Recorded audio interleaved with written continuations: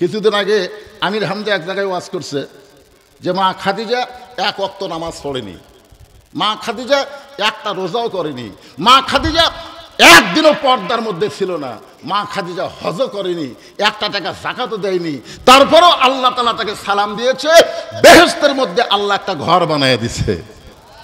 এইটা আমির হামজা বলার পরে ফেসবুকে সেই সমালোচনা। যারা জানে না তারা তো সমালোচনা করবেই। এখন কতগুলো ফেসবুক মুক্তি হচ্ছে, জোরে কোন কথা ঠিক কিনা? এখন এইটা দেখে কেড়ে খাদিজার শানে এরকম বেয়াদবিমূলক উচ্চারণ করলো।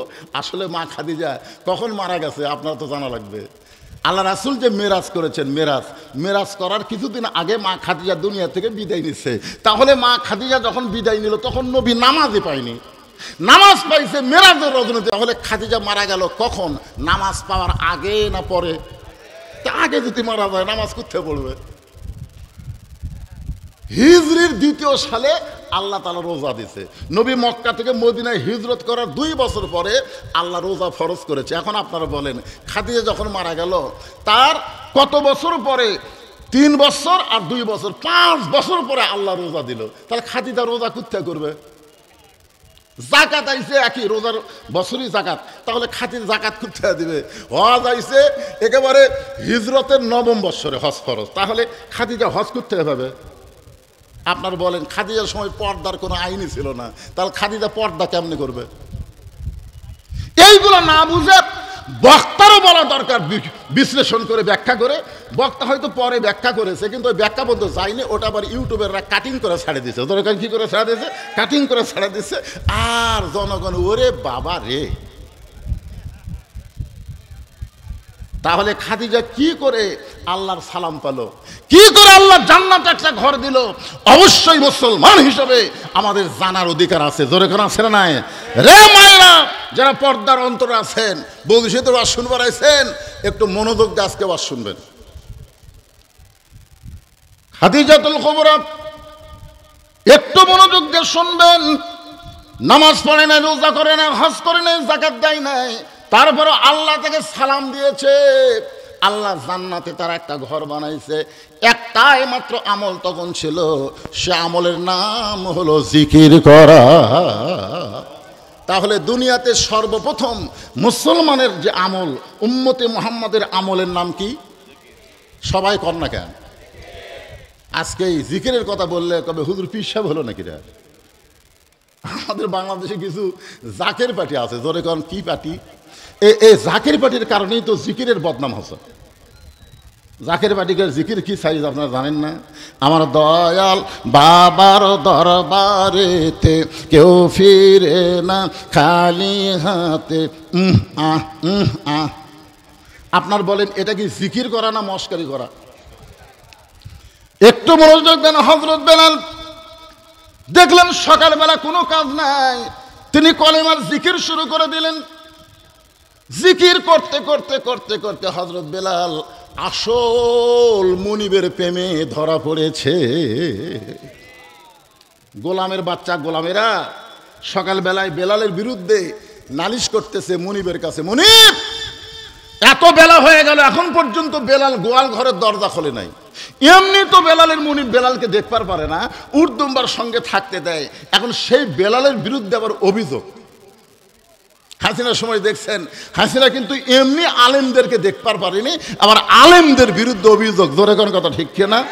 116 জন আলেমের তালিকা করা হয়েছিল, তার মধ্যে আমার নাম ছিল 18 নম্বরে। 116 জনের মধ্যে প্রথম 18-র মধ্যে আমার নাম ছিল। এই জন্য আপনাকে আব্দুল কুদ্দুস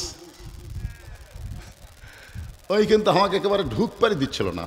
এরপরে মনে করলাম আর একটা আসলো পাটোয়ারি, এই হয়তো ভালো হবি, কিন্তু যে জাতের জাত। জোরে কোন কথা ঠিক? একই অবস্থা। আলেমদের বিরুদ্ধে অভিযোগ কেন? আলেমদের অভিযোগ কেন করবা? কারণ আল্লাহ কোরআনে বলেছে ইন্নামা ইয়াখশাল্লাহ মিন ইবাদিহিল উলামা। বান্দা সময়ের মধ্যে আলেম বান্দারা আল্লাহকে বেশি ভয় করে। জোরে কোন সুবহানাল্লাহ। আল্লাহ রাসূল বলেছেন আল উলামা ওয়ারাসাতুল আম্বিয়া, আলেমরা হচ্ছে নবীদের ওয়ারিস। আর সে আলেমদের বিরুদ্ধে লাগছে। হাসিনার পতন কিন্তু এই আলেমদের বিরুদ্ধে লাগার কারণেই হয়েছে। জোরে কোন কথা ঠিক কিনা? প্রত্যেকটা আলেম হাইকোর্টে সুপ্রিম কোর্টে কোনো বিচার পায়নি, কোনো বিচার নেই। তারা আল্লাহর কাছে বিচার দিয়েছে, আল্লাহ চোখের পানি দিয়ে বিচার দিয়েছে। ভাইজান একটু মনোযোগ দেবেন। এমনি তো বেলালকে দেখতে পারে না, আবার সেই বেলালের বিরুদ্ধে অভিযোগ করেছে মুনিফ চামড়ার চাবুক নিয়ে, চামড়ার চাবুক না বেলালের দরজা এসে ডাকতেছে, বেলাল ও বেলাল, এত বেলা হয়ে গেল এখনো পর্যন্ত দরজা খুলিস না। বেলাল রে তোর এমন কি ঘুম হলো এখনো দরজা খুলিস না? কারণ বেলাল আসল মুনিবের কাছে ধরা দিয়েছে, নকল মুনিবের শব্দ বেলালের কানের মধ্যে ঢুকতেছে না। সুবহানাল্লাহ কন্যা খান। হ্যাঁ, হযরত বাইজিদ বোস্তামি নামাজের মধ্যে আছে মরুভূমিতে। এখন এক মেয়ে বাইজিদ বোস্তামির সামনে দিয়ে ঘুরতেছে। বাইজিদ বোস্তামি নামাজ শেষ করে, এই মহিলা, এই তুমি কি পাগলি হয়ে গেলে নাকি? আমি নামাজ পড়তেছি আর তুমি আমার সামনে দিয়ে ঘুরতেছ। মহিলা মুসকে মুসকে হাসার বলে, নামাজ কার ইবাদত? এই জোরে কোন নামাজ কার ইবাদত? তুমি যখন আজ সালাতু মিরাজুল মুমিনিন, নামাজ হচ্ছে মুমিনদের জন্য আল্লাহর মিরাজ, আল্লাহর ইবাদতের মধ্যে শামিল হইছো, তোমার সামনে আমি ঘুরতেছি, তুমি কেমনে দেখলা? তার মানে বোঝা গেল তুমি নামাজের মধ্যে ছিলে না। নামাজের ভিতরে থাকা আর নামাজ পড়া দুইটা এক না, দুইটা এক না। জোরে কোন কথা ঠিক কিনা? আজকে আমরা অনেকে নামাজ পড়ি কিন্তু নামাজের ভিতরে ঢুকতে পারি না। নামাজের নিয়ত করার সঙ্গে সঙ্গে দুনিয়ার নানা রকম খবর আমাদের কাছে চলে আসে। কি করেছি সারাদিন সব কথা মনে হয়, হয় কি হয় না? জোরে কোন হয় কি হয় না? কিন্তু সঠিকভাবে যদি নামাজের মধ্যে ঢুকতে পারি, আসসালাতু মিরাজুল মুমিনিন, নামাজ হচ্ছে মুমিনদের মেরাজ। বেলালের মুনিবের রাগ বেশি হওয়ার কারণে মারছে লাত্তি। দরজা খুলে গেছে, দরজা খুলে দেখে গোয়াল ঘর গোটা পরিষ্কার। সুবহানাল্লাহ বলেন। বেলালের মুনিব বলতেছে, এই গোলামের বাচ্চা, গোলামের, এই তোরা বেলালের বিরুদ্ধে আমার কাছে মিথ্যা নালিশ করলি যে বেলাল ঘুম থেকে চেতন পাইনি। তোরা যখন চেতন পাস নাই, তখন বেলাল চেতন পাইয়া গোটা গোয়াল ঘর পরিষ্কার করেছে। জোরে খান সুবহানাল্লাহ। আসলে দেখেন বেলালের মুনিব বেলালকে মারতে গিয়া বেলালের প্রশংসা করতেছে। আসলে বেলাল পরিষ্কার করছে, গোয়াল ঘর পরিষ্কার করেনি, কিন্তু ইমানের নূর দিয়া তার ভিতরের সমস্ত অন্ধকার পরিষ্কার করেছে। জোরে কার কথা ঠিক কিনা? বেলালের মুনিব ডাকতেছে গোয়াল ঘরে, রে বেলাল তুমি কোথায়? বেলাল ডাকতে ডাকতে গোয়াল ঘরের কোনায় গিয়ে দেখে বেলালের গোটা দেহ থর থর করে কাঁপতেছে। ইজা যুকিরাল্লাহু ওয়াজিলাত কুলুবুহুম, যখন কেউ আল্লাহর জিকির করে, এই জিকির করার কারণে তার অন্তরের মধ্যে তড়পড়ানি শুরু হয়ে যায়। সুবহানাল্লাহ বলেন। বেলাল জিকির করতেছে কার? আল্লাহ কি বলতেছেন? ইজা যুকিরাল্লাহু ওয়াজিলাত কুলুবুহুম। বেলালের অন্তরের মধ্যে তড়পড়ানি শুরু হয়েছে। বারবার বেলাল বলে ডাকতেছে, বেলাল কোনোই কথা কয় না। হঠাৎ চামড়ার চাবুক দিয়ে বেলালের মুনিব যখন বেলালের দেহে আঘাত করেছে, আঘাত করার সঙ্গে সঙ্গে বেলালের জবান ফসকে বের হয়ে গেছে, লা ইলাহা ইল্লাল্লাহু মুহাম্মাদুর রাসূলুল্লাহ। আচ্ছা, আমাদেরকে কেউ যদি চামড়ার চাবুক দিয়ে আঘাত করে আমরা কি বলবো? ও মারে বাবারে। জোরে কর কথা ঠিক কিনা? আপনি আল্লাহরে বলবেন না মারে বাবারে বলবেন? কোনটাকে বলবেন? কথা কয় না। আর যারা প্রকৃত ইমানদার তারা কি বলবে? আল্লাহ আল্লাহ আল্লাহ, তুমি কোথায় আল্লাহ, এই কথাই বলবে। আমরা বাপ মা চিনেছি কিন্তু আল্লাহকে আমরা চিনবার পারিনি। জোরে কর কথা কর না কেন ভাইজান? তো বেলালের গায়ে যখন আঘাত করেছে, বেলালের জবান ফসকে বের হয়ে গেছে, ভিতরে যা আছে সেটাই বার হবে। জোরে কর কথা ঠিক কিনা? আজকে যে যেমন মানুষ মাইক পালে দেখবেন সে তেমন বক্তব্য দেয়, কেমন বক্তব্য দেয়, কোরআন হাদিসের বিরুদ্ধে কথা বলে যাচ্ছে, আমরা কিছুই বলতে পারতেছি না। একটু মনোযোগ দিয়ে শোনেন, যে বস্তার মধ্যে সোনা আছে, বস্তার মুখ খুললে সোনাই বের হবে, আবার যে বস্তার মধ্যে ছাই আছে, মুখ খুললে ছাই বের হবে। জোরে কোন কথা ঠিক কিনা? বেলালের ভিতরে কি আছে? হ্যাঁ, যেই মাত্র জবান খুলেছে বের হয়ে গেছে লা ইলাহা ইল্লাল্লাহু মুহাম্মাদুর রাসূলুল্লাহ। বেলালের মুনিবের হাত থেকে চাবুক পড়ে যায়, গোটা দেহ থর থর করে কাঁপতেছে আর বলতেছে, বেলাল রে, তুই আমার মুনিব হইয়া আমার শত্রুর দলে কখন ভর্তি হলি? তুই আমার গোলাম হইয়া আমার শত্রুর দলে কখন ভর্তি হলি? বেলাল বলতেছে, গভীর রাত্রে। বেলালের মুনিব মোমায় বলতেছে, গভীর রাত্রে যখন ঈমান গ্রহণ করছিস, দুনিয়ার কেউ জানে না, তুই ঈমান ছেড়ে দে, আমি তোকে গোলামি মুক্ত করব। এবং এই গোয়াল ঘরের মধ্যে যত উট দুম্বা রয়েছে আমি সব তোকে পুরস্কার হিসাবে দিয়ে দেব। আপনারা বলেন তো ইমানের পাওয়ার আছে না নাই? জোরেখান আছে না নাই? সব পুরস্কার দিবার চাই, কিন্তু বেলাল কি উত্তর দেয় যে গোটা দুনিয়া আমারে দিলেও আমি ইমান হারা হতে পারবো না। বেলালকে সারাদিন ধরে মারছে, সারাদিন ধরে মারার পরে সারা রাত বেলালের বুকের উপরে পাথর চাপা দিয়ে রাখছে। এরপরও বেলাল যখন ইমান হারা হয় না, সকালবেলা বেলালের জিব্বা টেনে বের করে ওই জিব্বার মধ্যে পেরেক মারছে। এরপরও বেলাল আল্লাহর জিকির করতেছে। এর নাম হলো ইমান। সেই ইমানদারকে লক্ষ্য করে আল্লাহ বলতেছেন আত্তাকুল্লাহ, ভয় করতে হবে কার? এ জোরে কান, ভয় করতে হবে কার? আল্লাহর ভয় যখন মুসলমানের কলিজায় আসবে, এটা কিন্তু বর্তমান সমাজ দেওয়া হবে না। বর্তমান সমাজে আমরা আল্লাহর ভয় করে মসজিদে জোহরের নামাজ পড়তে চাই। আপনাকে এখানকার বলতেছি না, গুরুদাসপুরের মডেল মসজিদের কথা বলতেছি। গুরুদাসপুর মডেল মসজিদে আপনি জোহরের নামাজ পড়বেন সামনে কাতারে, কিন্তু সমস্যা হলো আপনার পায়ে 2000 টাকার জুতা আছে। আপনি এখন বলেন তো মসজিদ দরজার যায় আপনি কার ভয় আগে করবেন? আপনার বুঝতে পারতেছেন আমার কথা? এখানে আল্লাহ বলতেছেন আত্তাকুল্লাহ, ভয় করতে হবে কার? কিন্তু বর্তমান পরিবেশে আপনি 2000 টাকার জুতা নিয়ে বিপদ পড়ে গেছেন। জুতার দরজা থুয়া যদি ভিতরে যাই, আশা দেখবো আমি আছি কিন্তু আমার জুতা নেই। বর্তমান পরিবেশে ঠিক কিনা বলেন? তাহলে কি করতেছে? আস্তে করে জুতা তুলতেছে। তো দুই কান্দে দুই ফেরেশতা বলতেছে আল্লাহ কি লেখমো? আল্লাহ বলতেছে আমার ভয় আমার ঘরে ঢুকতেছে, কিন্তু বেটা বর্তমান পরিবেশ আগে চোরের ভয় করছে।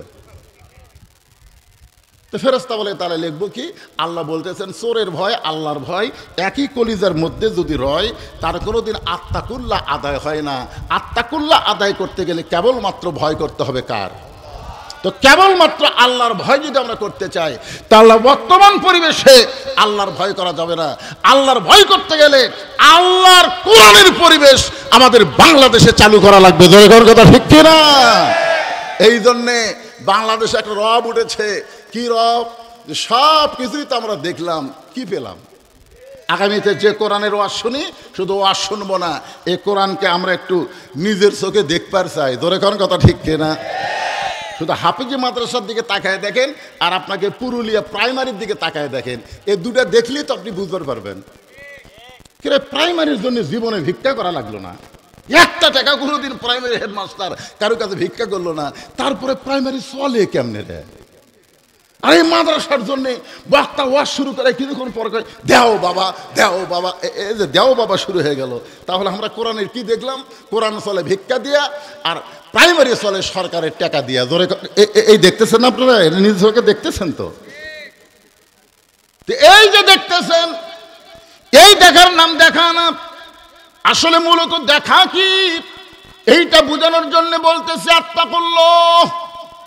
অর্ধ জাহানের খলিফা হযরত ওমর জুমার দিনে যখন খুতবা দিচ্ছেন, জুমার দিনে খুতবা শুরু করেছেন, মাঝখান থেকে এক মুসল্লি দাঁড়িয়ে বলতেছে আমির আল মুমিনিন, আপনার খুতবা আমরা শুনবো না। ওমর ফারুক ইসলামকে গিয়ে বলতেছে আমার খুতবা কেন শুনবা না? আমার অপরাধ কি? কি অপরাধে তুমি আমার খুতবা শুনবা না? বলে আমি না, যত মানুষ আপনার খুতবা শুনতেছে কেউ আপনার খুতবা শুনবে না। ওমর ফারুক বললেন আমার অপরাধ কি? সাহাবী বলতেছে আপনার অপরাধ হলো আমাদেরকে খাটো পাঞ্জাবি দিয়া আপনি লম্বা জুব্বা পরে খুতবা পড়তেছেন, আমাদেরকে খাটো পাঞ্জাবি দিবেন, আপনি লম্বা জুব্বা পরবেন। এই লম্বা জুব্বা কোথায় পাইলেন?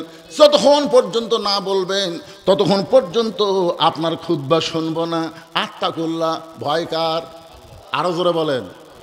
যদি মানুষের আইন চলতো আর টুটি ধরে, ওমর ফারুক তখন বাংলাদেশের মতন 96টা দেশের রাষ্ট্রনায়ক, বাংলাদেশের মতন 96 দেশের খলিফা, তারই জুব্বা লম্বা, মাঝখান থেকে লোকমা দিছে। এখন একটা চেয়ারম্যানকে লোকমা দিলে চেয়ারম্যানের চামচা সাইজ করি। জোরে কোন কথা ঠিক কিনা?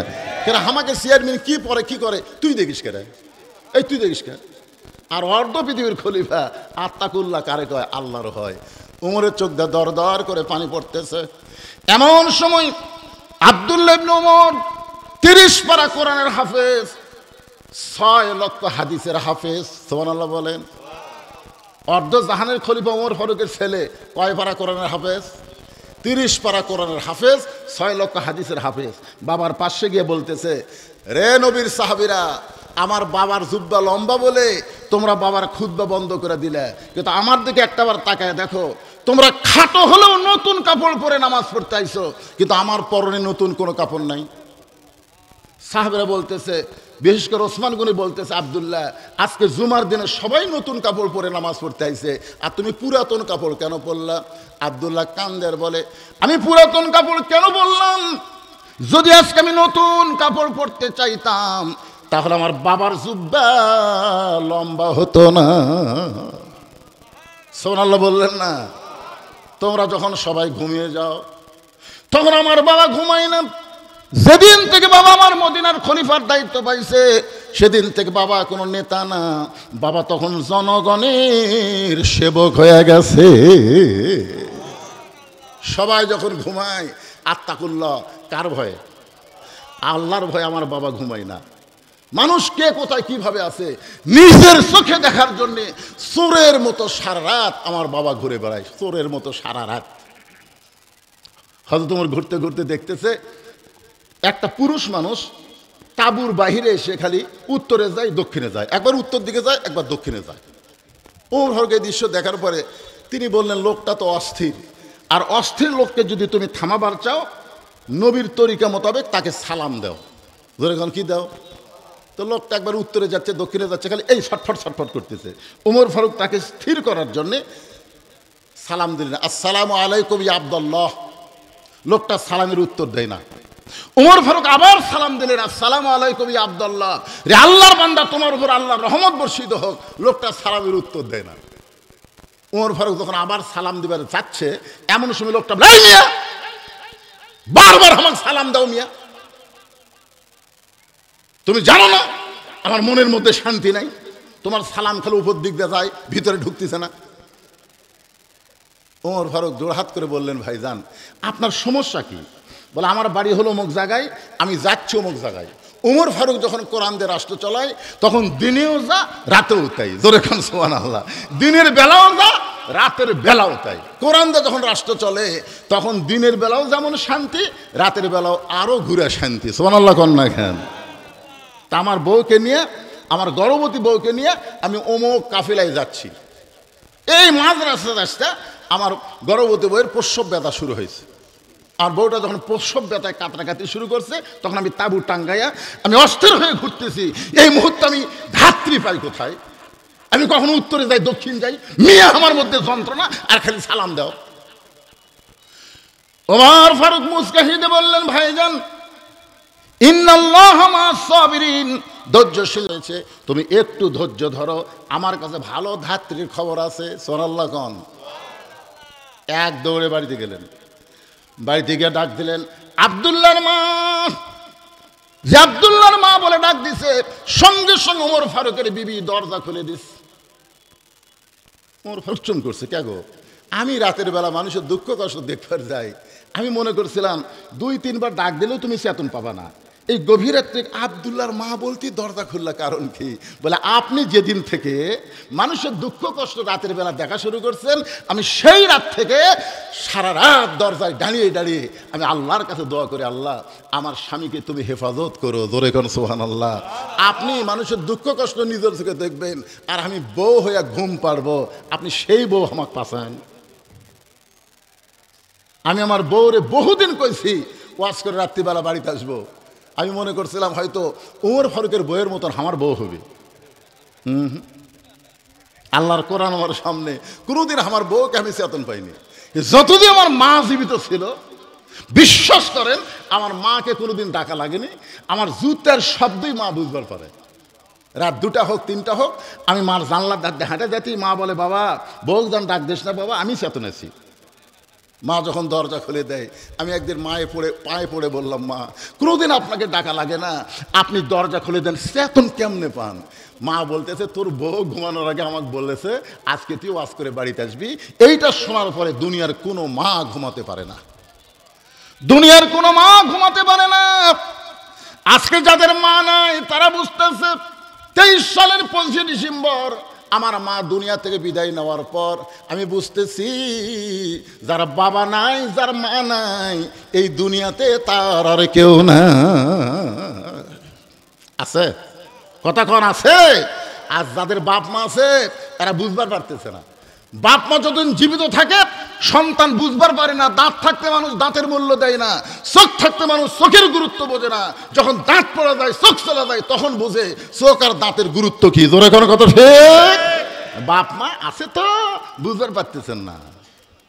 একের বইয়ের কাছে বইয়ের মা বসে আছে, ওই এখন বলতেছে আম্মা আম্মা আমি বাজারত যাচ্ছি, আপনি ডাব খাবেন না গ্লুকোজ খাবেন? আম্মা, কি মাকড়াত উচ্চারণ, আম্মা। তো বউ বলতেছে আমার মা ডাবও খায় গ্লুকোজও খায়, দুটাই খায়। তখন বলতেছে আম্মার জন্য ডাব গ্লুকোজ দুটাই আনবো।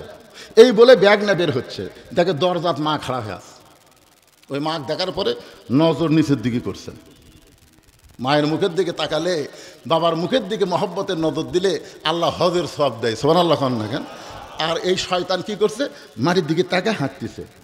মা কয় কে রে বা, আমি দরজাত কখন থেকে দাঁড়ায় আছি, তুই একটাবার আমার দিকে তাকাস না।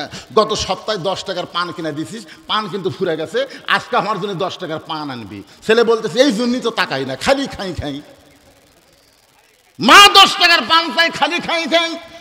আর শাশুড়ির জন্য ডাব আনবে, গ্লুকোজ আনবে। এরকম বেটা নামক পাটা আছে না নাই? জোরে কোন আছে না নাই? আল্লাহ কোরআনে বলেছেন ওয়াকাদা রাব্বুকা আল্লা তা'বুদু ইল্লা ইয়াহু ওয়া বিল ওয়ালিদাইনি ইহসানা। আল্লাহু আকবার। একটু মনোযোগ দিয়ে শুনবেন। ওমর ফারুক দৌড়ে এসে দরজায় যেই মাত্র বললেন আব্দুল্লাহর মা, সঙ্গে সঙ্গে দরজা খুলে দিল। ওমর ফারুক বলেন আব্দুল্লাহর মা, জান্নাতে যাবার চাও? তো বলে জান্নাতে যাবার চাই মানে? বলে জান্নাতে যদি যাবার চাও তাহলে গরম পানি একটা প্রসব কিভাবে সন্তান ধাত্রীরা দুনিয়াতে আনে সেই ব্যবস্থা নেও। ওমর ফারুকের বিবি সব কিছু নিয়ে গভীর রাত্রে উমরের সঙ্গে চলতেছে, তাবুর অপর পৃষ্ঠেতে ঢুকাই দিয়া উমর ফারুক লোকটাকে শুধু বলতেছে ইন্নাল্লাহা মা'আস সাবিরিন, আল্লাহ ধৈর্যশীলদের সঙ্গে আল্লাহ আছে, আর অস্থিরতা ঘরে লাগবে না। ভালো ধাত্রী ঢুকছে। কিছুক্ষণ পরে বাচ্চা যখন প্রসব হয় তখন উমর ফারুকের বিবি বলতেছে এ আমির আল মুমিনিন, আপনার বন্ধুকে খবর দেন তার সন্তান এবং বিবি সুস্থ আছে। আপনারা তো সুবহানাল্লাহ করলেন, কিন্তু উমর ফারুকের বউ যখন বলতেছে আমির আল মুমিনিন, উনি তখন অবস্থা কি? এই লোকটার অবস্থা কি যে সালামের উত্তর দেয়নি, পায়ের কাছে পড়ে বলতেছে আহারে আমি কত বড় বেয়াদব, আপনি 3-3বার সালাম দিলেন, আমি সালামের উত্তর দিলাম না। উমর ফারুক বলতেছেন ভাই তুমি আল্লাহর কাছে বলো আল্লাহ যেন অধমকে মাফ করে দেয়, কারণ ঠিক মতো তোমার খোঁজ নিবার পারিনি বলেই তুমি অস্থির হয়ে গেছো। আব্দুল্লাহ বলতেছে রে দুনিয়ায় নবীর সাহাবীরা তোমরা আরামে সারা ঘুমাও, কিন্তু আমার বাবার চোখে ঘুম নাই। যেদিন থেকে মদিনার খলিফা হয়েছে সেদিন থেকে আমার বাবার রাতের বেলা চোখের ঘুম নাই। মানুষগুলো কে কোথায় কীভাবে আছে নিজের চোখে দেখার জন্যে আমার বাবা একা একা ঘুরতেছে। হঠাৎ হযরত ওমর দেখতে পায় তাঁবুর মধ্যে আগুন জ্বলতেছে, আর 2টা বাচ্চা মা মা বলে কাঁদতেছে, আর বলতেছে মা আমাদের খুব ক্ষুধা লাগছে, মা তাড়াতাড়ি খাবার দাও। মা বলতেছে গোশত সিদ্ধ হলেই তোমাদেরকে খাবার দেব। উমর ফারুক চিন্তায় পড়ে গেলেন, দুম্বার গোশত হলে বড় জোর 8 ঘন্টা লাগবে, উটের গোশত হলে বড় জোর 1 ঘন্টা লাগবে। এত গভীর রাত হয়ে যায় এখনো পর্যন্ত গোশত সিদ্ধ হয় না, এটা কিসের গোশত? উমর ফারুক আস্তে আস্তে তাঁবুর নিকটে গিয়ে বললেন মা তোমার 2টা সন্তান ক্ষুধার জ্বালায় কাঁদে, এখনো পর্যন্ত তোমার গোশত সিদ্ধ হয় না। মা এখনো পর্যন্ত তোমার গোশত সিদ্ধ হয় না, মা তুমি এমন কি গোশত সিদ্ধ করতেছ? মেয়েটা বলে পথিক আমার বাড়ি হলো ইয়ামিন দেশে, আমি শুনতে পাইলাম মদিনার খলিফা ওমর অত্যন্ত ভালো মানুষ। ইয়ামিন থেকে খলিফা ওমর ভালো মানুষ জানার পরে আমার 2টা এতিম বাচ্চাকে নিয়ে আমি মদিনায় উমরের কাছে আসলাম, কিন্তু বিকেলবেলায় এত মানুষের ভিড়, এই ভিড় ঠেলে আমি উমরের কাছে কেমনে যাব, যাবার পারলাম না। নিয়ত করেছে আগামীকাল সকালবেলা উমরের দরবারে যাব, আগামীকাল সকালবেলায় উমরের দরবারে যাব, এই মনে করে রাতের বেলা আমার দুইটা এতিম বাচ্চাকে বুকের মধ্যে নিয়ে আমি ঘুমাবার চাই।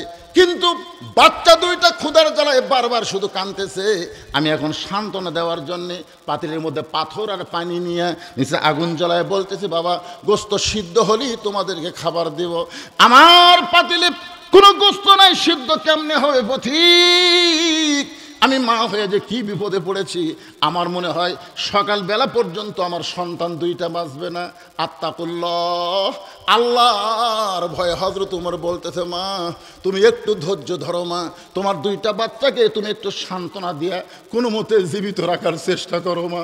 এই বলে হযরত উমর এক দৌড়ে বাইতুল মালের দরজায় আসলাম আসলাম বলে ডাক দিলেন। আসলাম দরজা খুলে বলে, আমির আল মুমিনিন, এই গভীর রাত্রে আমার ডাকতেছেন, বলে খাবার একটা বস্তা আমার মাথায় উঠায় দে।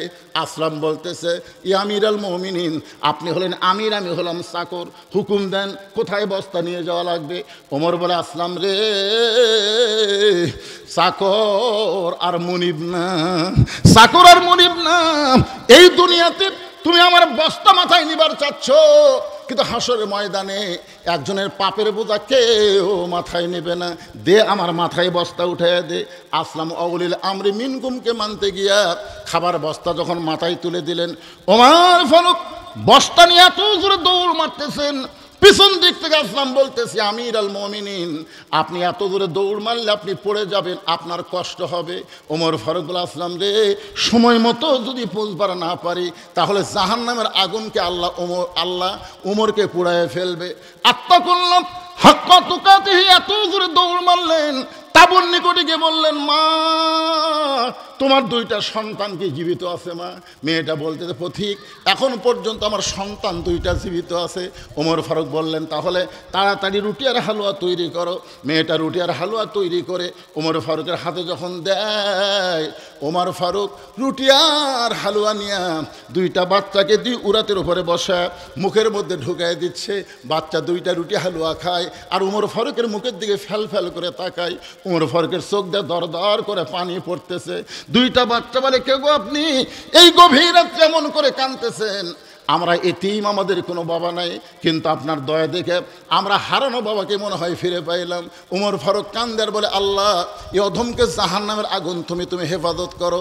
মেয়েটা বলে, পথিক রে, তুমি জাহান্নামকে নিয়ে কেন ভয় করতেছো?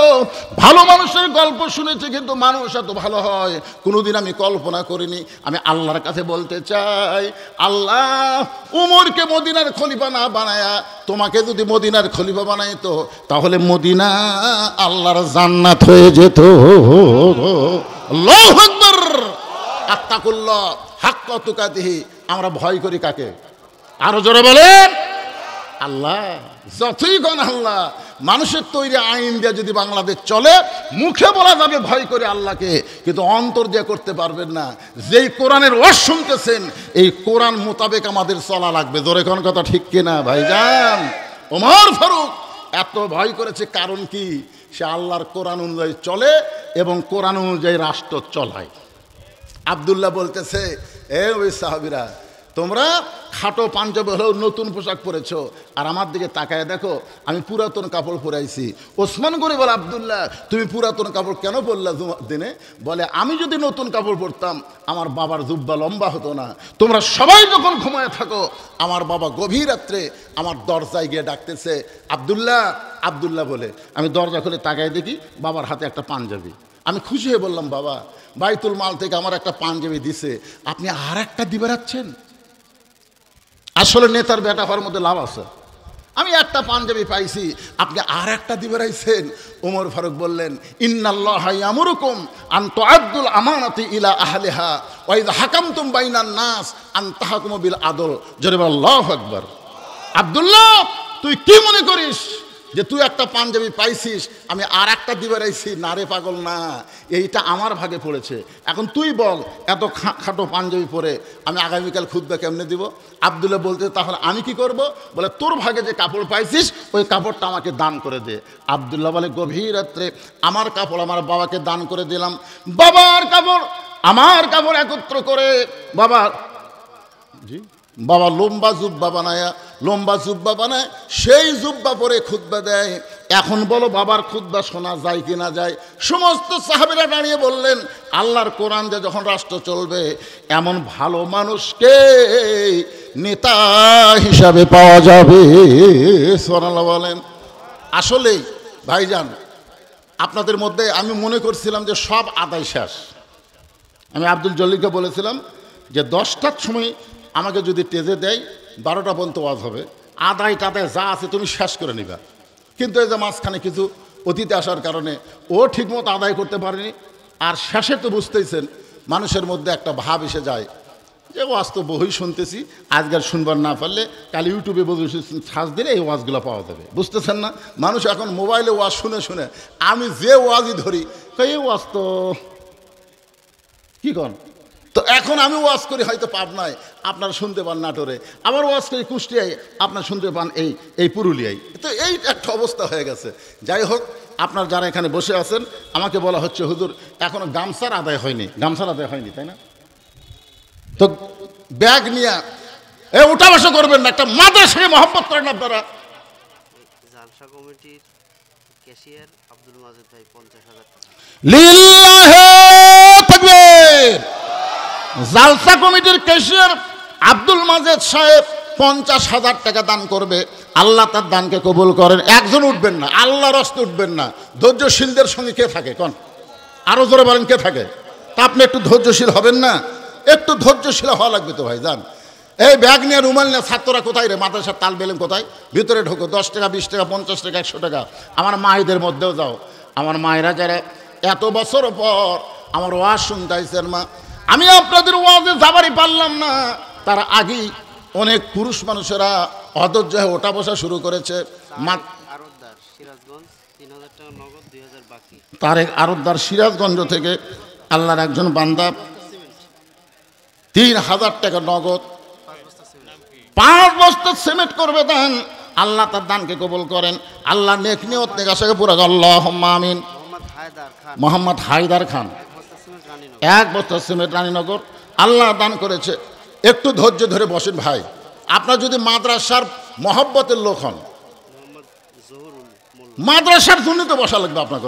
একজনের ওটা দেখে আরেকজন যদি ওঠে, যে লোকটা উঠলো আরেকজন লোক ওটার পাপও আল্লাহ তার কান্দে দিবে। এই জন্য আপনারা একটু সামনের দিকে আসেন তো, যারা গেছে যাক, অসুবিধা নেই, আসেন সামনের দিকে আসেন। জহুরুল মোল্লা কি দিছে? 1 বস্তা সিমেন্ট করবে দান। আল্লাহ জহুরুল মোল্লার দানকে আল্লাহ আপনি কবুল করেন। আল্লাহ নেক নিয়ত নেক আশা পুরা করেন। আল্লাহুম্মা আমিন। ইসলাম 500 টাকা দান করেছে। আল্লাহ ইসলামের দানকে আল্লাহ আপনি কবুল করেন। আপনাদের বাপ মা যাদের কবরে গেছে, বাপ মা যাদের কবরে গেছে, তার রুহের মাগফিরাতে এ মাদ্রাসায় 500 টাকা দান করবেন। 500 টাকা দান করলে একটা কোরআন শরীফ দান করার সওয়াব আল্লাহ আপনার বাপ মায়ের কবরে দান করবে। এই জন্য বাপ মার কবরকে জান্নাতের বাগান বানানোর জন্য এই নবীর মাদ্রাসায় 500 টাকা দান করবেন। একটা কোরআন দান করার সওয়াব আল্লাহ আপনাদের আমলনামায় দেবে। নরশেদ ভাই 1,100 টাকা দান করেছে। আল্লাহ তার দানকে কবুল করেন। আরেকজন আল্লাহর বান্দা 500 টাকা দান করেছে। আল্লাহ কবুল করেন। আরেকজন আল্লাহর বান্দা 100 টাকা দান করেছে। আল্লাহ কবুল করেন। অত দূরে এখন বলা লাগে। আব্দুল মোতালেব সাহেব 500 টাকা দান করেছে। আল্লাহ দান কবুল করেন। হামিদ ফকির 500 টাকা দান করেছে। আল্লাহ তার দান কবুল করেন। আল্লাহ নেক নিয়ত নেক আশা পুরা করেন। আল্লাহুম্মা আমিন। এতগুলো মানুষের মধ্যে একটা কোরআন শরীফ বাবদ 500 টাকা দিবার পারলেন না? নবীর মাদ্রাসায় 500 টাকা দিবেন, একটা কোরআন শরীফ দান করার সব পাবেন। কে দিছে? জামাল নেতা মারা গেছে। জামাল নেতা মারা গেছে। নেতাই নামই নেতা, আসলেই নেতা মারা গেছে। তারপরও তার নামে জামাল নেতা উচ্চারণ করতেছে। 2,000 টাকা দান করেছে। আল্লাহ তার দানকে কবুল করেন। শাহিন আকপুরুলিয়া 20,000 টাকা দান করছে। আল্লাহ তার দানকে কবুল করেন। আল্লাহ নেক নিয়ত নেক আশা পুরা করেন। আল্লাহর একজন বান্দা 200 টাকা দান করেছে। আল্লাহ কবুল করেন। দুলাল ভাই 5 আকপুরুলিয়া হাটপাড়া 5,000 টাকা নগদে দান করেছে। আল্লাহ তার দান কবুল করেন। আল্লাহ নেক নিয়ত নেক আশা পুরা করেন। আল্লাহুম্মা আমিন। আশরাফুল ইসলাম কোরআন শরীফ বাবদ 500 টাকা দান করেছে। আল্লাহ কবুল করেন। আর একজন আল্লাহর বান্দা কোরআন বাবদ 500 টাকা দান করেছে। আল্লাহ কবুল করেন। রেখে দিছে আলামিনের মা, একজন মা অসুস্থ মানুষ, কোরআন শরীফ বাবদ 500 টাকা দান করেছে। আল্লাহ তার দান কবুল করেন। আল্লাহ নেক নিয়ত নেক আশা পুরা আল্লাহুম্মা আমিন। বাপ মা 2 জনে মারা গেছে। বাপ মা রুহের মাগফিরাতে তার সন্তান কোরআন শরীফ বাবদ 500 টাকা দান করলো, আল্লাহ বাপ মার কবরকে জান্নাতের টুকরা বানায় দেন। লুৎফর রহমান লক্ষ্মীপুর, বাপ মা মারা গেছে, রুহের মাগফিরাতে 2500 টাকা 3000 টাকা দান করেছে, আল্লাহ বাপ মার কবরকে জান্নাতের টুকরা হিসেবে কবুল করেন, আল্লাহুম্মা আমিন। আনসার কোরআন বাবদ 500 টাকা দান করেছে, আল্লাহ কবুল করেন। ইউনুস আলী 5000 টাকা ইউনুস আলী দান করেছে, ইউনুস আলীর দানকে আল্লাহ আপনি কবুল করেন। আল্লাহ নেক নিয়ত নেক আশা পড়ে, আল্লাহুম্মা আমিন। জি, এই মাহফিলের সেক্রেটারি মাসুদ সরকার 10,000 এই আচ্ছা এর আগে এর বলি, আব্বা অসুস্থ, সুস্থতার জন্যে 2টা কোরআন শরীফ বাবদ 1000 টাকা দান করেছে। আমরা দোয়া করি আল্লাহ তার বাবাকে পুরোপুরি সুস্থতা দান করুক, জোরে কান আমিন। এখন বলেন, এই মাদ্রাসার সেক্রেটারি মাসুদ সরকার বাবা মায়ের জন্য 10,000 টাকা। এই মাদ্রাসার বর্তমান সেক্রেটারি মাসুদ সাহেব বাবা মার জন্য 10,000 টাকা দান করলো, আল্লাহ তার দানকে কবুল করেন। বাপ্পা যদি কবরে যায় এই দানের ওসিলায় আল্লাহ তাদের কবরকে জান্নাতের টুকরা হিসেবে কবুল কর, আল্লাহুম্মা আমিন। কে বাপ মা মারা গেছে, শ্বশুর শাশুড়ি মারা গেছে, সকলের জন্য 1000 টাকা 2টা কোরআন শরীফ বাবদ দান করলো, আল্লাহ বাপ মার কবর, শ্বশুর শাশুড়ির কবরকে আল্লাহ আপনি জান্নাতের টুকরা কবুল করেন, আল্লাহুম্মা আমিন। আপনারা তো যেভাবে ওটা শুরু করলেন, শেষে মোনাজাত হয় না নাকি? এখানে মোনাজাত হয়, এখানে মোনাজাত হয় না? তা আপনার দোয়া পক্ষে না বিপক্ষে? তাহলে বছরের পর একটা মাহফিল, বাপ মা আত্মীয় স্বজন কবরে গেছে, নিজকেও যে কোনো মুহূর্তে যাওয়া লাগবে। 2 জগতে আল্লাহ আমাদের পক্ষে আছে, রুহের জগতে, দুনিয়ার জগতে। রুহের জগতে যদি পক্ষে না থাকতো, দুনিয়ার জগতে মুসলমানের ঘরে আল্লাহ কবুল করতো না। মরার সময় যেন মুসলমান হয়ে মরতে পারে, আজকের আয়াতের শেষ অংশ আমি ওয়াজে যাওয়ার পারলাম না। মিলনের নানি আফিয়া 2টা কোরআন শরীফ বাবদ 1000 টাকা দান করেছে, আল্লাহ আফিয়ার দানকে আল্লাহ আপনি কবুল করেন, আল্লাহুম্মা আমিন। তাওহীদের মা 1000 টাকা দান করেছে, আল্লাহ মায়ের দানকে কবুল করেন। আল্লাহ রাসূল ফাতেমার ঘরের মধ্যে ঢুকলেন, ফাতেমা তোমার কি কখনো মনে হয় তোমার বাবা আল্লাহর নবী বলে আল্লাহ তোমাকে জান্নাত দেবে? ফাতেমা বলতেছে, বাবা আমার বাবা শুধু আল্লাহর নবী না, আমার বাবা হলো বিশ্ব নবী, জোরে কোন সুবহানাল্লাহ। আমার সব সময় মনে হয় আমার বাবা বিশ্ব নবী হওয়ার কারণে আল্লাহ তাআলা আমাকে জান্নাত দেবে। রাসূল বলে, ফাতেমা তুমি বড় ভুল করেছো মা, তোমার বাবা বিশ্ব নবী বলে আল্লাহ তোমাকে জান্নাত দেবে না। জান্নাতে যদি যাবার চাও, জান্নাতের আমল করে তোমাকে জান্নাতে যেতে হবে। আমার মায়েরা যারা আছেন একটু মনোযোগ দিয়ে শুনবেন, জান্নাতের আমল করে জান্নাতে যাওয়া লাগবে। ফাতেমা বললেন, বাবা জান্নাতে যাওয়ার আমল কি? আল্লাহ রাসূল বললেন, মাত্র 4টা আমল করলে 8টা আল্লাহ জান্নাতের 8টা দরজা খুলে দিবে, জোরে কোন সুবহানাল্লাহ। ফাতেমা বললেন, বাবা জান্নাতের 4টা আমল কি কি? আল্লাহ নবী বললেন, 24 ঘন্টার মধ্যে 5 ওয়াক্ত নামাজ আদায় করবা। সব সময় নামাজ পড়া লাগবে না, ওয়াক্ত মোতাবেক 5 ওয়াক্ত নামাজ পড়লে নামাজের হক আদায় হবে। ও ফাতেমা 12 মাসের মধ্যে 1 মাস রোজা রাখলে রোজার হক আদায় হয়ে যাবে। ফাতেমা স্বামী যখন খেদমত চাবে তখন স্বামীর খেদমত করলে স্বামীর হক আদায় হবে। কিন্তু ফাতেমা সতীত্বের হেফাজত পর্দা করা এটার কোনো সময় নাই, এটা সব সময় তোমার ওপর ফরজ। আমার মায়েরা যারা পর্দায় আছেন মা, আপনাদের জন্য সর্বসাকুল্যে সবচেয়ে গুরুত্বপূর্ণ ওয়াজ হলো সবসময় পর্দার মধ্যে থাকতে হবে। হুমায়ুন তার বাবা অসুস্থ, সুস্থতার জন্য নগদ 2000, বাকি 3000, মোট 5000 টাকা দান করেছে। আল্লাহ হুমায়ুনের বাবাকে পরিপূর্ণ সুস্থতা দান করেন, জোরে বলে আল্লাহুম্মা আমিন। আপনারা আমিন বললেই দোয়া কবুল হবে, জোরে করেন আল্লাহুম্মা আমিন। আরে শেষ, ভালো তার সব ভালো তার, কথাটা বুঝলেন না? আইলাম আর গেলাম, কি একটা গান নাই? আইলাম আর গেলাম, দেখলাম আর শুনলাম, কিছুই বুঝলাম না। আজকে কিছু শ্রোতারা এরকম হয়েছে, আইলাম আর গেলাম, দেখিলাম শুনলাম, কিছুই বুঝলাম না। তারা হলো ওই মানের শ্রোতা। আর আপনারা এখনো পর্যন্ত যারা বসে আছেন একটু সামনের দিকে আসতে বলতেছি, ফাঁকা পিছনে থাক, অসুবিধা নেই, সামনের দিকে আসেন, আল্লাহর রাস্তায় একটু সামনে আসেন, আসেন সবাই সামনে আসেন। কে? রবিউল ইসলাম 1000 টাকা দান করেছে, আল্লাহ রবিউল ইসলামের দানকে আল্লাহ আপনি কবুল করেন। কি নাম কি? আলিফ নামে আল্লাহ তোমার এক বান্দা 200 টাকা নগদ 2 বস্তা সিমেন্ট করছে, দান লিখছেন, আলিফের নাম লিখছেন। আল্লাহ দানকে কবুল করেন, আল্লাহ নেক নিয়ত নেক আশা পরাক, আল্লাহুম্মা আমিন। ও পিছনের আল্লাহর বান্দারা সামনে আসেন, আরে সামনে জায়গা পরিবর্তন করেন, এক জায়গায় বসেছেন ওই জায়গা আপনার জান্নাতের সাক্ষী হয়ে গেছে। আর এক জায়গায় বসতেছেন, ওই জায়গাও আপনার আল্লাহ জান্নাতের সাক্ষী বানায় দিবে। প্রত্যেকটা জায়গা আপনার জান্নাতের সাক্ষী হবে, কারণ এটা জান্নাতের বাগান, বুঝুন না? এই জন্য একটু সামনে আসে। আচ্ছা ঠিক আছে। আর ওই হাতত দাও, আমি হাতত পাই। শহীদুল ইসলাম বাবা মায়ের জন্য দোয়া চাই। শহীদুল ইসলাম বাপ মায়ের জন্য 1100 টাকা দান করেছে, আল্লাহ তার দানকে কবুল করেন। আর না বাপ মার কবরকে জান্নাতে টুকরা হয়ে যাবে, কবুল করেন আল্লাহুম্মা আমিন। ইয়াকুব আলী মাঠপাড়া 500 টাকা দান করেছে। তোমার মায়ের জন্য দোয়া করি, আল্লাহ মাকে জান্নাত দেখ, যেরকম আমিন। আব্বু মারা গেছে, মা মারা গেছে, আরে পাগল হয়ে বুঝবার পারছে। 20 টাকা দান করেছে, আল্লাহ বাপ মার কবরকে জান্নাতে টুকরা বানান আল্লাহুম্মা আমিন। মাদ্রাসার হিতাকাঙ্ক্ষী বাপ মায়ের জন্য দোয়া চাই 5000 টাকা। কি নাম? খবিরউদ্দিন। এই মাদ্রাসার হিতাকাঙ্ক্ষী বাপ মার জন্য দোয়া চাই যে 5000 টাকা দান করবে, আল্লাহ তার দানকে কবুল করেন, বাপ মার কবরকে জান্নাতের টুকরা বানায় দেন আল্লাহুম্মা আমিন।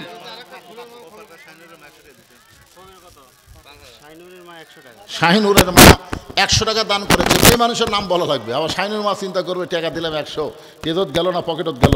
এজন্য মেয়ে মানুষরা কিন্তু টাকা দিয়ে খালি কান খাড়া করে থাকে। শাহিনুরের মা আপনার 100 টাকা পাওয়া গেছে মা। হ্যাঁ, মেয়েরা যেটা দিবেন আপনারা শুনবেন, দেখেন তো আপনাকে নাম এখানে বক্তা বলে কিনা। নাম না বললে বুঝবেন টাকা চলে গেছে। মহিলাদের মধ্য থেকে 500 টাকা দান করা হয়েছে, আল্লাহ মায়েদের দানকে আল্লাহ আপনি কবুল করেন আল্লাহুম্মা আমিন। এই মাদ্রাসা হিতাকাঙ্ক্ষী জহিরউদ্দিন 3000 টাকা দান করেছে, আল্লাহ তার দানকে কবুল করেন আল্লাহুম্মা আমিন। অনেক দান করে আপনাকে মাদ্রাসায়, আমি মনে করছি আদায় শেষ। নাসের মিল্কি ধানুরা ছেলের জন্য দোয়া আছে, কি দিল? 1 বস্তা সিমেন্ট দান করবে, আল্লাহ দানকে কবুল করেন। মেয়েদের কাছ থেকে 1 বস্তা টাকা পাওয়া গেছে না, 1 ব্যাগ টাকা দিচ্ছে আমার মায়েরা। কে কোন নিয়তে দান করলো? জি, রিফাতের নানি 500 টাকা নগদ এবং 2টা মোরগও দিছে নগদ। মাশাআল্লাহ, রাতের বেলা 2টা মোরগ দেওয়া, আবার 500 টাকা দেওয়া একেবারে সাধারণ ইমান না। আল্লাহ রিফাতের নানিকে আল্লাহ আপনি কবুল করেন আল্লাহুম্মা আমিন। এই মাদ্রাসার ছাত্র আজিজুল হক 1000 টাকা দান করেছে, আল্লাহ কবুল করেন। আশরাফ আলী 500 টাকা দান করেছে, আশরাফ আলীর দানকে আল্লাহ আপনি কবুল করেন আল্লাহুম্মা আমিন। আমার মায়ের একটু মনোযোগ দিয়ে শোনেন, রাসূল বললেন ফাতেমা পর্দার আমলটা 24 ঘন্টায় তোমাকে করা লাগবে। নামাজ কিন্তু সব সময় পড়া লাগবে না, নামাজের সময় হলে নামাজ পড়া লাগবে, ঠিক কিনা বলেন? রোজা সব সময় করা লাগবে না, রোজার মাসে রোজা রাখলেই চলবে। স্বামীর খেদমত সব সময় করা লাগবে না, স্বামী যখন খেদমত চাবে তখন স্বামীর খেদমত করলেই চলবে। কিন্তু কিন্তু ফাতেমা পর্দা এইটা সব সময় করতে হবে। 24 ঘন্টায় পর্দার মধ্যে থাকতে হবে, 24 ঘন্টায় পর্দার মধ্যে থাকতে হবে। ও ফাতেমা, সঙ্গে সঙ্গে এক মহিলা মার জন্য দোয়া চায়, 500 টাকা দান করেছে। রমজান আলী মিল্কি ধানুরা 1 বস্তা সিমেন্ট করবে দান, আল্লাহ রমজান আলীর দানকে আল্লাহ আপনি কবুল করেন আল্লাহুম্মা আমিন। সঙ্গে সঙ্গে ফাতেমার গায়ে একটা ওন্না ছিল, ফাতেমার গায়ে একটা ওন্না ছিল। কি রে বাবা, যদি টান দিবার পারি না রে, এটি লিখে দিলে কি হয়? 1 বস্তা সিমেন্ট। বক্তা যদি না বলে দান কবুল হবে না, এরকম নিয়ত করলে আল্লাহ দানই নেবে না। বক্তা বলা লাগবে কেন? আপনি দিয়ে যান।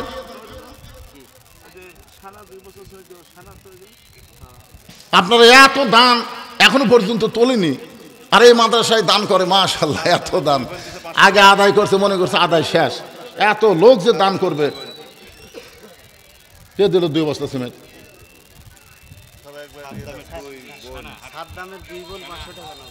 সাদ্দামের 2 বোন 500 টাকা দান করছে, আল্লাহ দানকে কবুল করেন আল্লাহুম্মা আমিন। আপনি খালি সমানে লেখেন তো ভাইজান, আপনারা কিরকম মনে করতেছেন যে আমরা দান করার পরে বক্তার নাম না বললে দান কবুল হবে না, এরকম কি মনে হয়? বরং প্রকাশ্যে দান করার চাইতে গোপন দান করা আল্লাহর কাছে অনেক প্রিয়, জোরে কোন ঠিক কিনা? বাংলাদেশে যত বেশি বড় বড় জিনিস হয়েছে এই দানগুলা কিন্তু প্রকাশ্যে হয়নি। এই যে মাদ্রাসায় যারা জায়গা দিছে, মাদ্রাসায় যারা তৈরি করেছে, তারা হয়তো মানুষকে জানায়নি, শুধু আল্লাহ জানে। আপনারা জানবেন যে যত বড় বড় দান এগুলো সব গোপন দান, সুবহানাল্লাহ বলেন। আর এই চুচরা ফুটিয়ে এগুলো সব প্রকাশ্যে আদায় হয়। বড় বড় দান, সবচাইতে বড় দানকারীর নাম হলো ওসমান গনি, সুবহানাল্লাহ বলেন। আপনি জানেন একদিন আল্লাহ রাসূল বলেছেন, ওসমান ওসমান এদিকে আসো, আল্লাহ তোমাকে এত সম্পদ দান করেছে, সেই সম্পদ কতটুকু হতে পারে তুমি কি তার হিসাব জানো?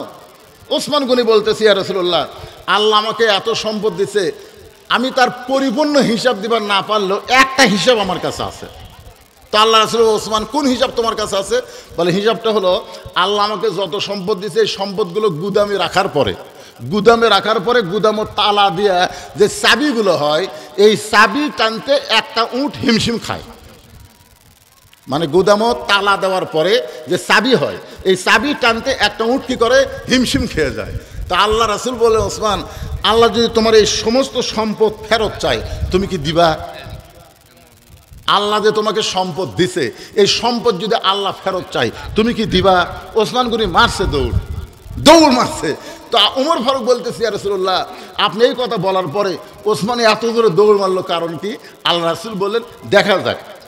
কিছুক্ষণ পরে ওসমান যে উট চাবি টানে, ওই উটের রশি ধরে আল্লাহ নবীর কাছে এনে বলতেছে, ইয়া রাসূলুল্লাহ, শুধু গুদাম না, গুদামের ভিতরে মাল না, গুদামের যে তালা দিয়েছি তালা না, এই চাবি সহ উটটা আমি আল্লাহ রাস্তায় দিয়ে দিলাম। তাহলে কি দিল? মানে যা ছিল।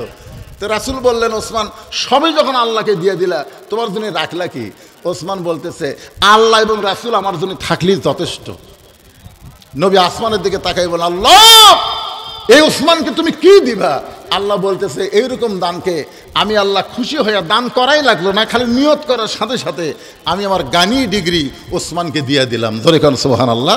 রাসূল বললেন, আল্লাহ গানিয়ুন ওয়া আনতুমুল ফুকারা ইল্লা ওসমানও গানিয়ুন। ধরে কারণ সুবহানাল্লাহ।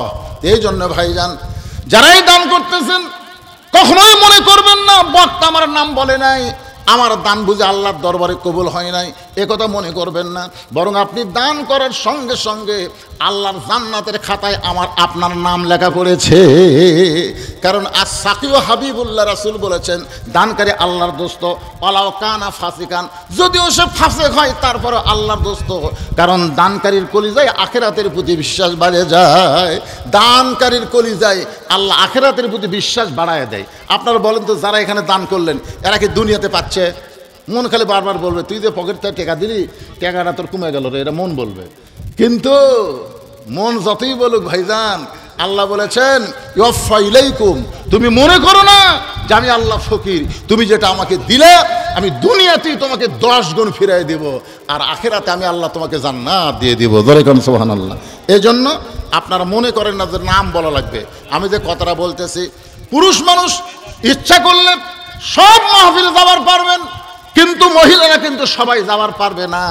আমার সে মায়েরা বসে আছেন পর্দার অন্তরালে, সেই মায়েদের জন্য বলতেছে, মা, সঙ্গে সঙ্গে ফাতেমার কাছে ওড়না ছিল, ওই ওড়নাটা মাথার উপর দিয়ে বললেন, বাবা, এই মুহূর্ত থেকে আমি ফাতেমা পর্দার মধ্যে ঢুকে গেলাম।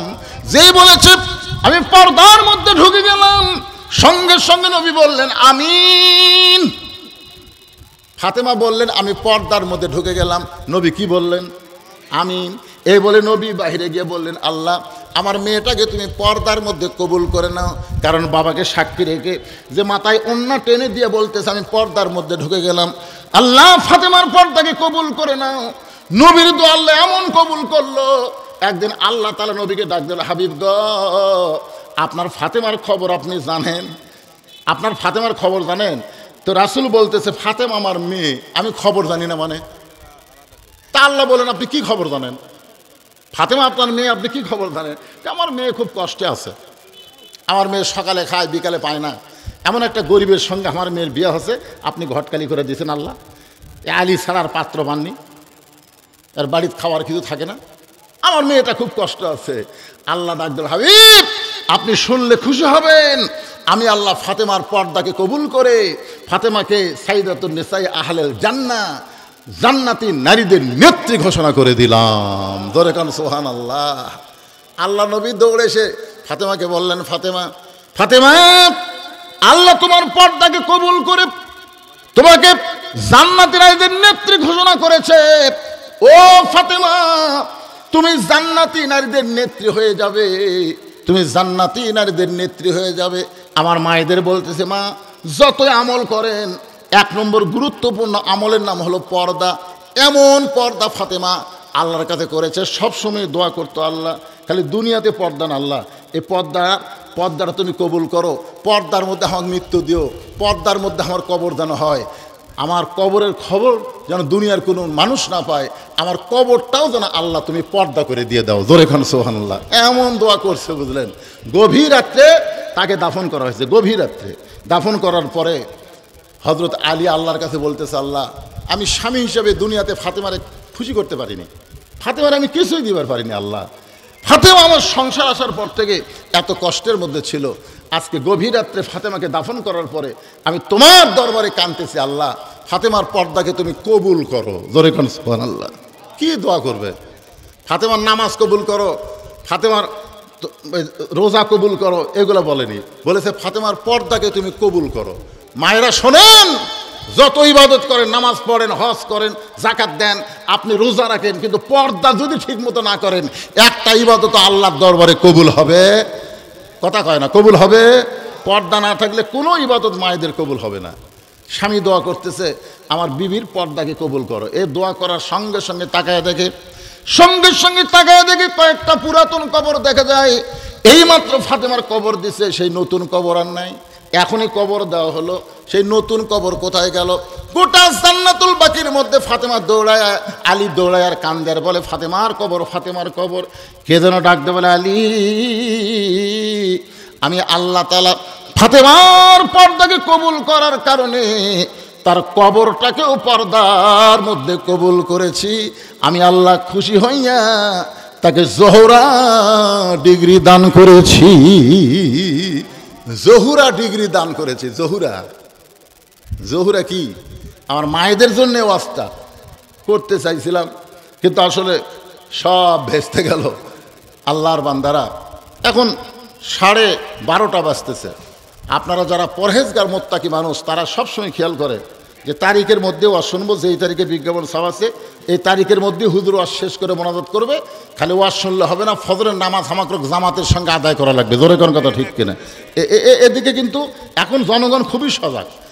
একটা কথাই নাই, আগের দিন বাঘে খাচ্ছে, এখন অনেকে চিন্তা করতেছে যে আমরা বড় দল, আমরা এই সেই, এরকম চিন্তা করলে থাকলে হবে না। তো মানুষ এখন অনেক সজাগ হয়ে গেছে। জোরে কোন কথা ঠিক কিনা? আগে আমরা দেখছি এরকম আপনাদের গুরুদাসপুরের ওয়াজ মানে লাস্টে তবারক থাকে না, লাস্টে পোলা থাকে না, খিচুড়ি থাকে না। আমি যতগুলো মাহফিল করছি শেষে তবারক আছে। মানুষকে ওয়াজ যেমন হোক, লাস্টে তো তবারক আছে, অন্তত তবারকের টানে বসে থাকে। কিন্তু এখন মানুষ চালাক হয়ে গেছে, ওয়াজাটা গভীর রাত্রে তবারক খেলে আর পেট খারাপ করা যাবে না, কারণ এত রাত্রে তবারক আর তবারক থাকে না, আরো গজব হয়ে যায়। এই মাদ্রাসার একজন ছাত্রের মা, ইমনের মা 500 টাকা দান করছে। আল্লাহ ইমনের মায়ের দানকে আল্লাহ কবুল করেন। সকলে বলে আল্লাহুম্মা আমিন। জিয়ারুলের মা মাঠপাড়া থেকে 500 টাকা বাকিতে দান করেছে। আমার মায়েদের বলতেছি, মা আপনারা সবসময় মাদ্রাসায় দান করবেন। ইয়াকুবের মাও আপনার বোন, মাশাআল্লাহ 3000 টাকা দান করেছে। বোন না বলে ইয়াকুবের মা বলতেছে। আপনার একেবারে সহোদর বোন,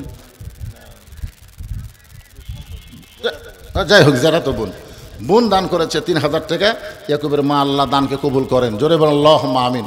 এরকম মায়েরা যারা এখনও দান করতে পারেন নাই, এত রাত হয়ে গেছে তারপরেও আপনারা দান করতে পারেন নাই, সবসময় মাদ্রাসায় দান করবেন, সবসময় মাদ্রাসায় দান করবেন। আর আপনাদের এলাকায় আপনারা যারা আছেন, আপনাদের সন্তানগুলো, এবারে কোনো ছাত্রের মাথায় পাগড়ি দেওয়া হলো না, ঠিক কিনা বলেন? পাগড়ি দেওয়া হয়েছে? এ কথা কন না কেন? পাগড়ি দেওয়া হয়েছে? তবে হাফেজ সাহেবকে বলবো, প্রতি বছর এখানে যেন পাগড়ি দেওয়া হয়, এইরকম চেষ্টা করা লাগবে। খালি মাদ্রাসা চালালে হবে না, হাফেজ বার করা লাগবে। কি বার করা লাগবে? হাফেজ বার করা লাগবে। আগামীতে যেন এই মাদ্রাসা থেকে 30 পারা করে হাফেজ বের হয়। জোরে কোন আল্লাহুম্মা আমিন। জোরে বলে আল্লাহুম্মা আমিন। সকলে ইস্তেগফার পড়েন। আস্তাগফিরুল্লাহ রব্বি মিন কুল্লি জামবি ওয়া তুবু ইলাইহি। রাজশাহী মেডিকেলে আছে 2000 টাকা দান করেছে, দোয়া চাই। আচ্ছা, সবার জন্য দোয়া করো। বাইজিদ রাজশাহী মেডিকেলে আছে, অসুস্থ, 2000 টাকা দান করেছে, দোয়া চাই। যারা আশেপাশে এখনো আছেন ভাইজান, আপনারা সবাই দোয়ায় শামিল হন, আসেন, দোয়া করা হবে, সবার জন্য দোয়া করা হবে, সবার জন্য আমরা দোয়া করব প্রাণ ভরে। সবাই ইস্তেগফার পড়ো। আস্তাগফিরুল্লাহ রব্বি মিন কুল্লি জামবি ওয়া তুবু ইলাইহি লা হাওলা ওয়ালা কুওয়াতা ইল্লা বিল্লাহিল আলিয়্যিল আযীম। আল্লাহুম্মা সাল্লি আলা মুহাম্মাদ, আল্লাহুম্মা বারিক আলা মুহাম্মাদ। আপনাদের কিছু বলার আছে নাকি? কারো কিছু বলার আছে? কিছু হিসাব কি বলা লাগবে না এখন? বলে হিসাব পরে।